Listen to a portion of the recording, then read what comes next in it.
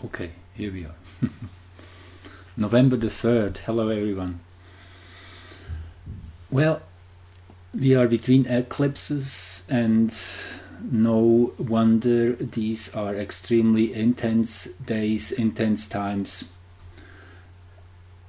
Everything is super dramatic out there in the world, so it's ever more important to really be in our hearts and to hold that power of love, which is really what will redeem us individually and collectively through the next few months.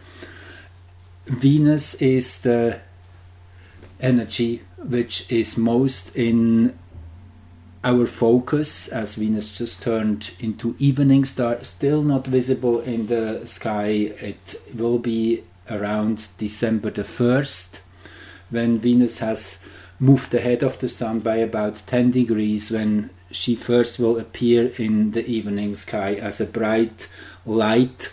So December 1st is definitely a kind of a marker, and then December 20th, when Jupiter will enter Aries again the second time. These are the two big markers in time, and naturally the 20th of December is also winter solstice, and which is the beginning of the new year, which is extremely timely. So we are in this pressure zone, as I mentioned many times. It's getting more intense, it's getting more really under our skin. That's why it is so important to have the bigger picture in mind and see that this is a necessary passage. It is really the forging of a new human, of a new humanity, which we are seeing happening. Everyone is pushed really into that place where there's no way of escaping reality anymore, and reality is pretty darn difficult and harsh in many places on this planet. And again, that's why it's so important to come together, to share and to support whomever we can, and help each other to get through this difficult passage. So yes, Jupiter is in the last degree of Pisces since October the 28th, went back into Pisces. Here you see it in this chart, and Jupiter will station at on the 23rd of November, and then, as I say, back into Aries, where things will again reboot, start with whole new fresh energy. And naturally, Mars is retrograde since the 30th of October. We definitely feel that too. I will get to that chart in a while here. So I wanted to start you off, as it's today, November the 3rd, with two important alignments we have as of today. The first one I'm showing you here is Astrea and Juno in conjunction. Here they are. This is Astrea here, and this one here is Juno. They're sharing here the 8 degree 10 minute mark, and you see the moon is exactly conjunct when that was dead on exact at the midnight point over the 0 meridian. So this is quite amplified, this energy. Now what does that mean? It's the revamping and cleaning up of human relations. It's facing problems we have with each other, and resolving them. In that sense, it is the beginning of a strengthening process of solidarity and standing together, having each other's back. All of that is here indicated. It is super important again to see the 18th, 19th degree coming in here, squaring Saturn. Yes, it won't be an easy task. It is an uphill battle we are in still. So in many ways, things will get more challenging over the next few weeks by whatever is occurring out there. Just thinking of the Brazilian elections. Keep your fingers crossed. Many people are expecting some major developments before the midterms. I'm not sure about that. I think the Brazilian elections already in itself are enough fuel to get things to a higher awareness of what's going on this planet. And my expectation is that things will be very similar in after November the 8th. That not really the results we were expecting will be available. So there's this discrepancy, this friction, which probably is necessary to get that bonding happening on a much larger level to really bring people to wake up out of their dreamy state of listening to all that false information which is all over and everywhere, which is the poison we are dealing with here. So this is one of the two alignments of the day. The other one is the heliocentric Okirowi-Neptune conjunction. That again is a very rare event that happens only every few decades. Okirowi is a centaur planet. Okirowi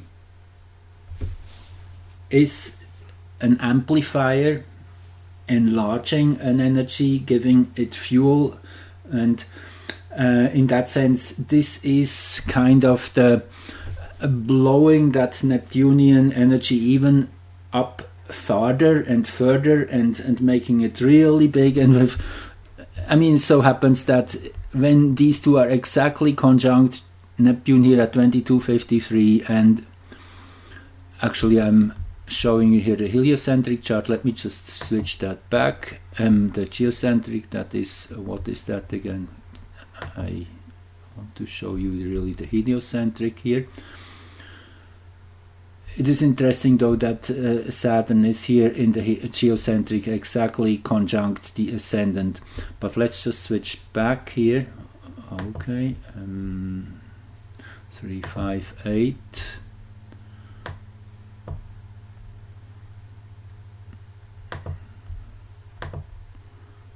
Okay, here we are, and then we do this, and then we do this. Here we are. Okay, now you see it, 2418, 2418. That's the heliocentric perspective. So yes, things are kind of really at the most intense place, and it's again, let me just show you here a few of the many charts I have lined up here. So let's go back to October the 30th. That was the day when the elections were in Brazil. Just short before Mars turned retrograde, we had that heliocentric Ceres-Saturn opposition. Here you have it, Saturn and Ceres. This is symbolizing that limiting resources and making life more difficult. This Saturn, the one who is closing gates, limiting whatever resources, making life difficult for Ceres. Now this was the moment of the extreme clash of these energies, naturally setting the tone for a whole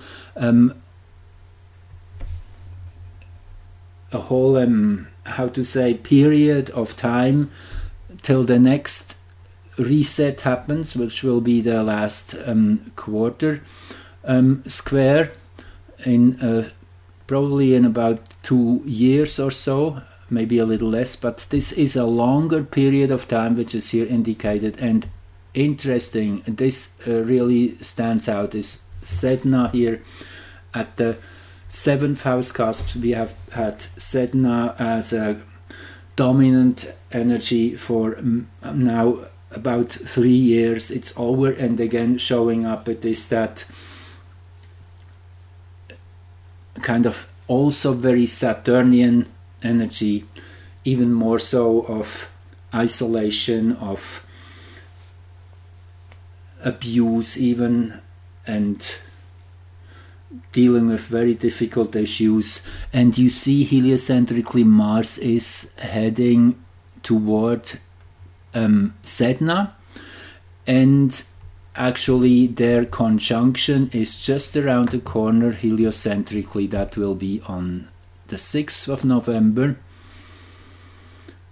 this coming Sunday, and here you see them together at 29:19. So this is again the moment when it's most exact as charted for Greenwich, this transference of the geometry. And what is really jumping into eye is Venus here elevated. So what does this say? It is despite all the hardship and difficulties, which again are definitely here amplified with this Mars Sedna theme in the last degree of Taurus, the medicine is love, sharing your good intentions, spirit, and trying to help and be of support. That is all which matters. It is really this energy which will finally pull us out of that deep valley of deception, to stand together as one.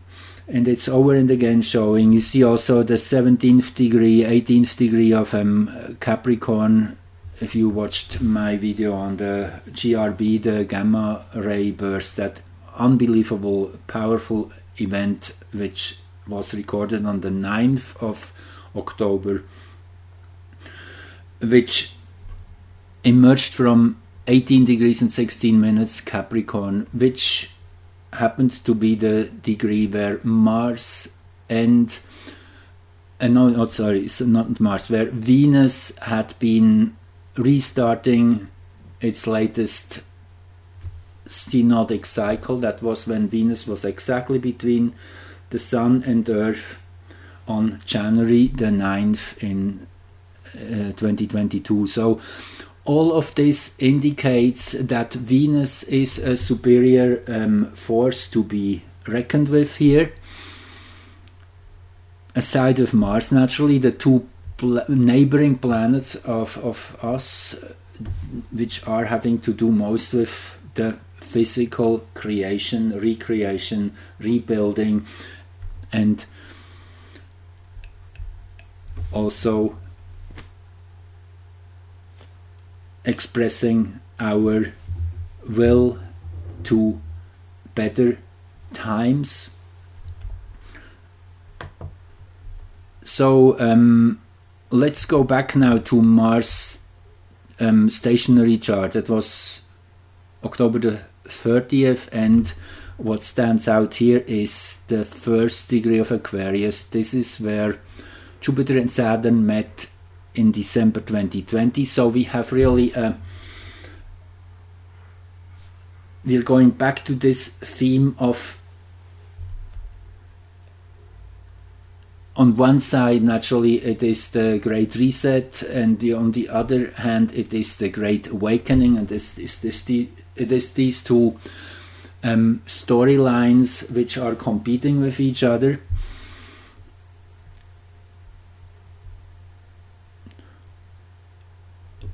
Let me see if I made a note here. Naturally, the 26th degree of Gemini, where Mars stationed, is super interesting. I want to tell you the story here once more, what Rudyard says in the astrological mandala. It's frost-covered trees against winter skies. The revelation of archetypal form and essential rhythm of existence. So it's really the stripping things down to the bare essentials. That's what this degree indicates. So that's what is definitely also very much Sedna-like and Saturn.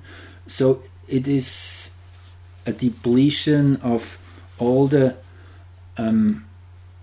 unnecessary and superficial, getting us right to the core, to the bare trees against the winter sky, here as the image says. So here in the commentary I would like to read you these few lines. It is not that we experience the Buddhist's void, shunya, but rather that we reach the essence of our individual being. Everything superfluous is kind of removed, and we see the essential structures, the form of pure selfhood, which is the structuring power underneath all external features. Essentialization he puts here as a keyword. So this is the theme of this whole Mars retrograde, which goes into January the 12th. So these next 2 months are having that basic imprint, and Mars retrograde is basically a reinvention of Mars energy, going over the books, renovating, you could say, all the words with R and E starting, renovating, redoing, revisiting. All these are words which belong basically to the retrograde motion of any planet in Mars. Naturally for Mars, this is this willful power to act and to put our active will into shifting a situation, building something from scratch. All that is under attack, if you could say, on one side, but it's also rebuilding itself from inside out to generate the necessary foundations to then go forward with new insights and a deeper understanding of what is truly going on. Interesting here also the 14th degree where the moon is, as we go to the next chart here. I guess it is this one here. No, I guess I jumped one here. Yeah, no. Let me see. Okay. There's always so many things I want to tell you, then I forget again. But certainly Mercury here is in pole position. You see exactly 90 degrees above the ascendant, descendant. And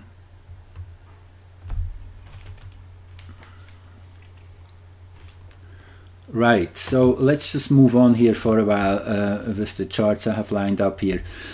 Tomorrow or Saturday we will have a Venus-Uranus opposition.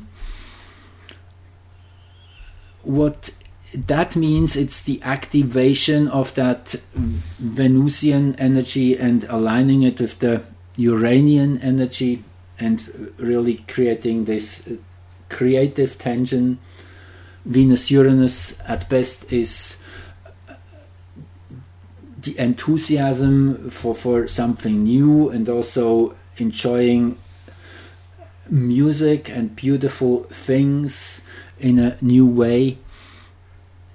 in a more collective way seen, this opposition here in Scorpio is kind of there's a, I mean, Venus in Scorpio is at first quite difficult, as it is tending to go to extremes. So Venus opposition Uranus, that's kind of over the top and wild and out of the box, but it is an activation of Venus definitely here.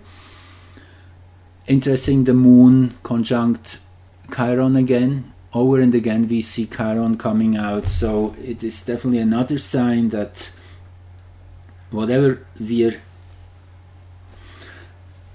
meant to experience is about healing and bringing light into something which is needing to be exposed, needing to be shown to a greater number of people, and it's quite a painful process, but it's definitely worth it in the bigger picture. Again, the black moon stands out here with Pallas, and this conjunction is was, let me think of that was just exact a few days ago. It has to do with all the misinformation and such, which is again extremely dominant everywhere.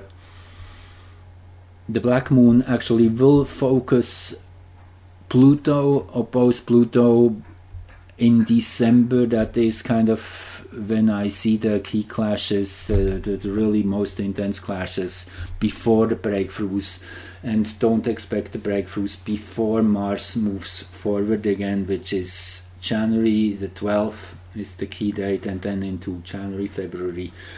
I said that before. That's when I really see energies have built up to the necessary levels to allow for a huge breakthrough, change, whatever you call it.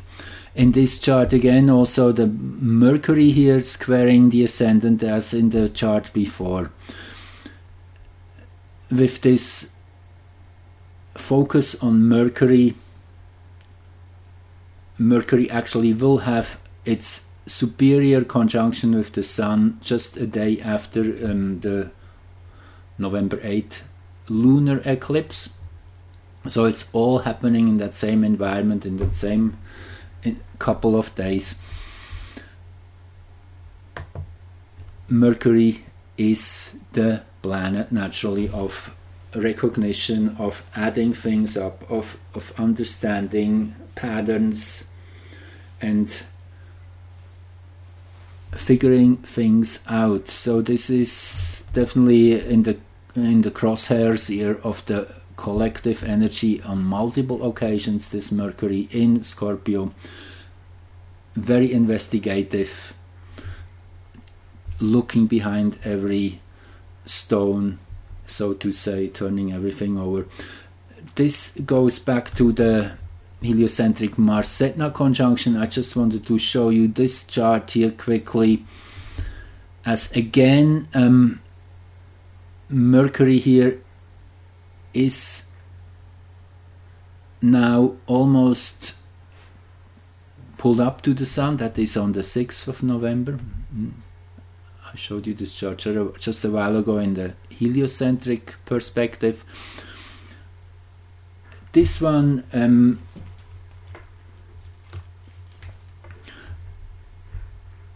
has another interesting geometry going. The black moon here with Pallas, again, that is all that misinformation, and but also the realizing of it being false and fake, and with that Neptune amplification which we talked about. Yes, everything is totally exaggerated, And I guess that's necessary to, as I repeat myself, to really trigger many more people into that questioning reality. And you see the perfect trine here with Neptune.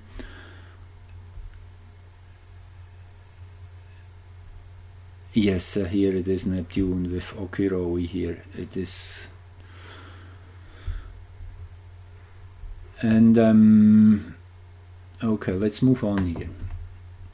Okay, now if we overlay the 64 hexagrams over the zodiac, let's just first do that. See this here. This is where we are right now. Hexagram 44, which is the temptation, the kind of going in, and it's kind of it's a very scorpionic energy, hexagram 44, and we are in a difficult week altogether. It will change into a way more direct focus on what's going on as soon as the sun moves into hexagram 1. 13 degrees 15 minutes is the cutoff time here, cutoff degree, sorry. And naturally, simultaneously, the Earth will move into hexagram 2, into the receptive. This is the energy where the lunar nodes were in for the past couple months already. So there is this real creation which is happening as we speak. You see here, you see that is the dynamics of the zodiac, which shows you number 2 and number 1, the 2 hexagrams mid Scorpio and mid Taurus, are the real punchline, if you want, where the Taurus is intersecting, where the figure 8 of the energy flow in the zodiac. So this is the most intense period here we're in. Also, as I clicked on it, let me just show you this. This is where we are right now. Today is the 13th day of Muluk. That is the changing moon. It's an energy of deep immersion, of feeling oneness on many levels. This is the last day of this Kaban cycle, which began on, I guess, October 19 it was. The expansion of the light, these 52 days of expressing what has been building up and generated before. We are now entering the second wave here as of tomorrow, the 4th of November. Auk, the loyal heart, which is very much about caring for one another, loyalty, as it says, and love and compassion, all that coming in. So this is an important 13-day cycle which leads us through the next 13 days into the, what would that be, the 17th of November, when we enter the next 13-day wave. So, right, this is when the sun entered hexagram 44, which is, let me give you the exact name here. It is 44 is coming to me. This kind of something which is tempting us, pushing us into a certain direction. And if we receive that energy in the right way, there is a breakthrough possible. It's really a very provocative week in many ways, with Orcus and Pherois. It's about alchemy and getting into our power despite all the pathological frequencies out there which are in our face, and the basic tenor is healing, creating a better situation, and in that sense here with Hygeia, the agent of health and well-being, here at the bottom of the chart.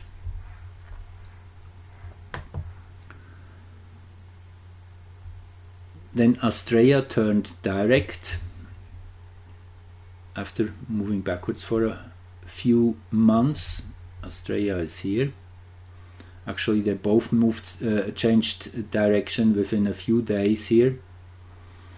I found this chart interesting. Astrea again is the one who cleans up, who takes on difficult jobs and is ready to go quite through some hardship. In Pisces they are again the theme of compassion and of love and of sharing and of being as one family with each other is stressed here, is definitely amplified.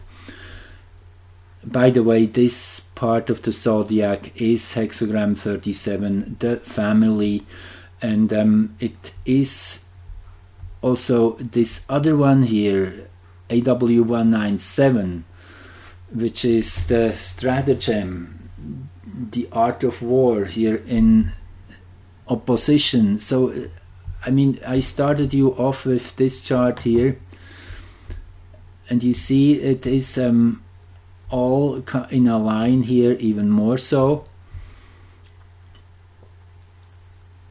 This is the explanation for why we have to go through that really dark valley of the soul collectively. It is the method to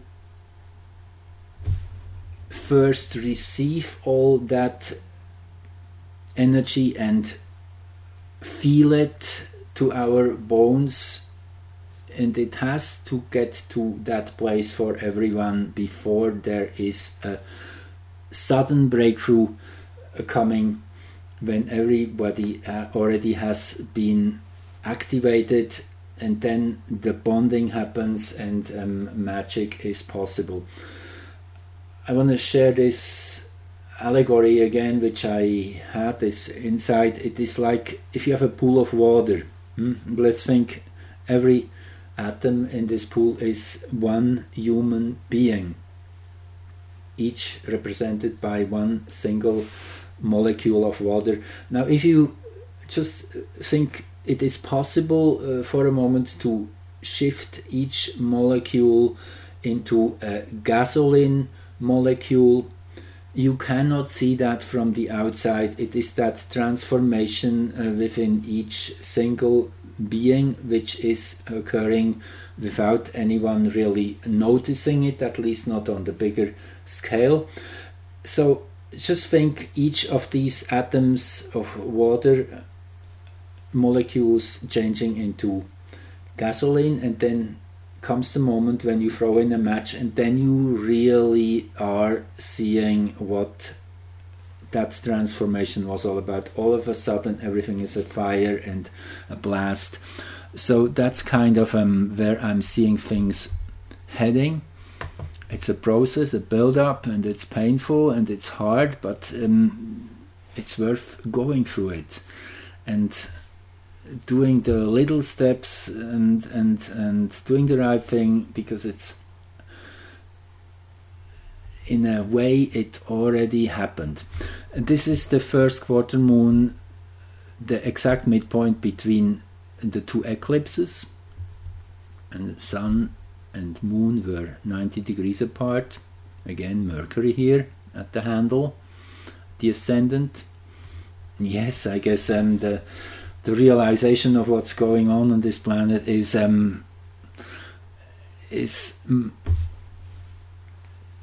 snowballing. I could probably say. And interesting was also that TX 300 here in that axis, that is a bold and daring move, and also being loud. And I kind of saw this small planet. It's a Kuiper belt object, very amplified during the Canadian trucker convoy in January, February.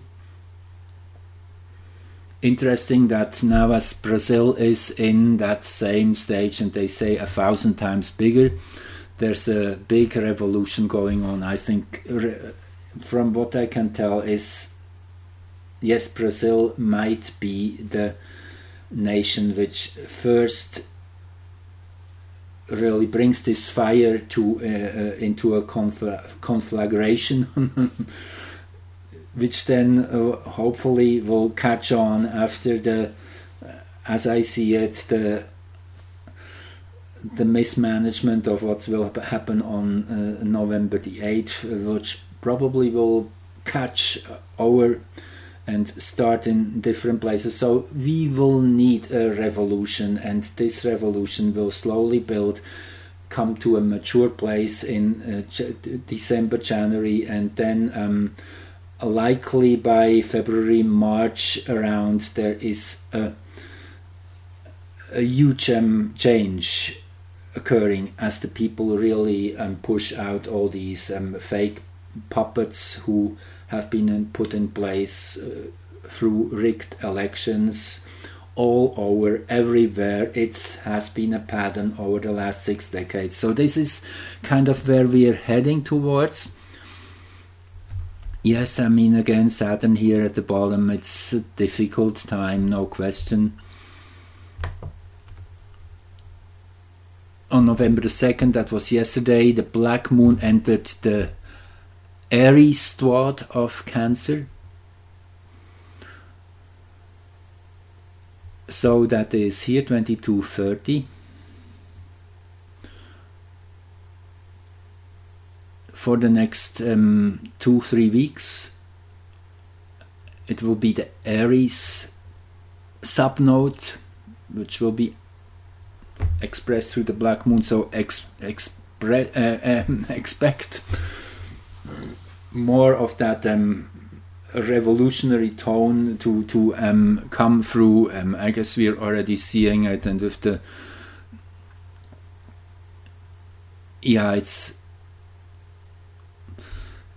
it is happening. The whole thing will get way more animated. Okay, with this one we started. That's today, and that's also today. And now let's look a little bit ahead. As I said, things get super interesting after Saturday, when the sun changes here into hexagram 1, the creative, which is the 6 lines, the 6 yang lines, the dragon energy, heaven below and heaven above, and on the other side the receptive, the earth,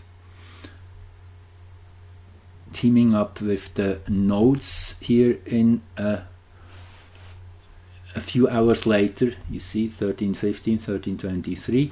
I'll show you that chart too, but let's just keep here for a moment with this Pluto here at the 10th house cusp.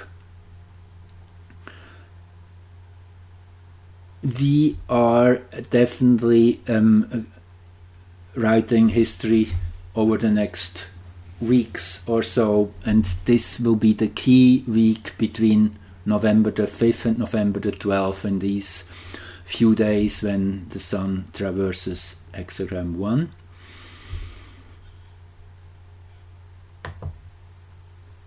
This is then a few hours later when Sun and Earth exactly line up with the lunar nodes.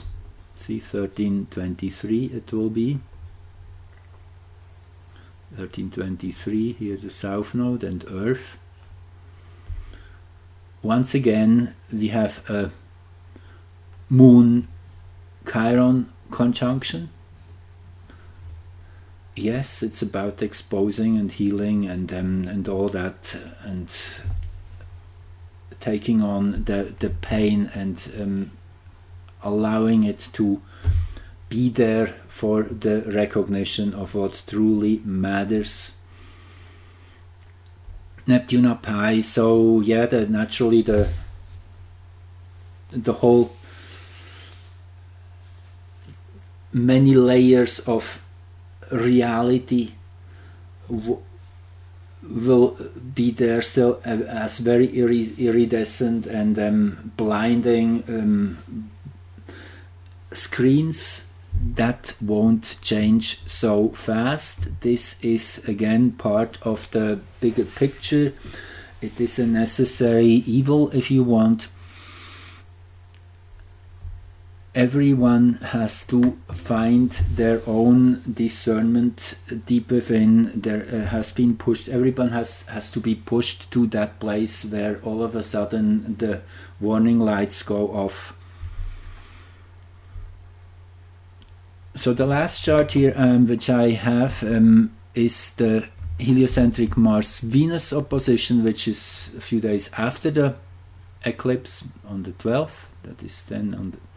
And again, it's just really epic how astrology, and again,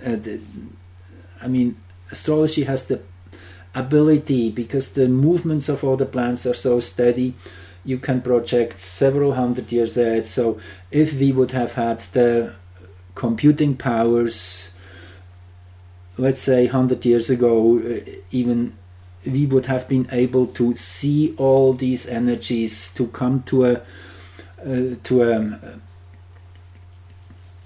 peak, to a helm in this present time and age. So it is all perfectly on plan, on track. Nothing happens which is not meant to happen. This is the one thing I would like you to keep in mind. Even though things seem chaotic and wild and crazy and whatnot, difficult, it is the plan to push us through this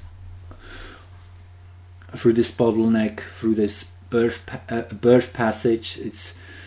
It's a preparation for something which we have no idea yet how grandiose and how wonderful it will be. A gestation period. And again, many things will be stripped down to the basics. That is another thing to keep in mind over the next few months. The forging of a new humanity. So I leave it at that, and thanks again for listening and tuning in. And have a lovely rest of the week. Even though it's very intense and difficult, it is truly exciting. And yes, again, don't forget, be in your heart. Love is what pulls us through to the other side. Okay, and have a lovely day.